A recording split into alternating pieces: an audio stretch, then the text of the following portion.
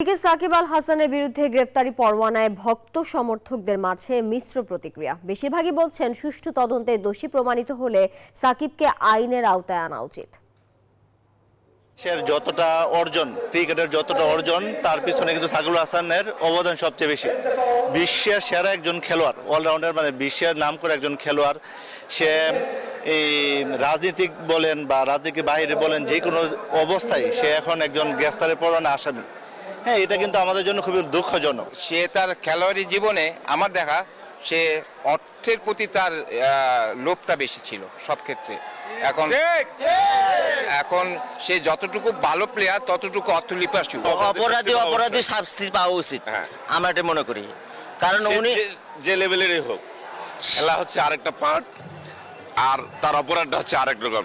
এটা ষড়যন্ত্র না, ষড়যন্ত্র তদন্তের মাধ্যমে এটা বের করা হবে যে সে আসলে অপরাধী কিনা। অপরাধী হইলে তাকে আইনের আওতায় আনা হোক। যে গ্রেফতার পরোয়ানা চাইছে, আই গেস এটা deserving obviously. First of all কোনো কথা বলে নাই যখন বৈষম্য বিরোধী আন্দোলন ছিল।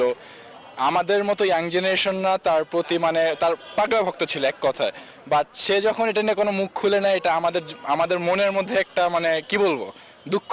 সে কিন্তু বাংলাদেশের সবার একদম প্রিয় একটা মুখ ছিল এবং আমরা সবাই সাকিব আল হাসানের ভক্ত ছিলাম।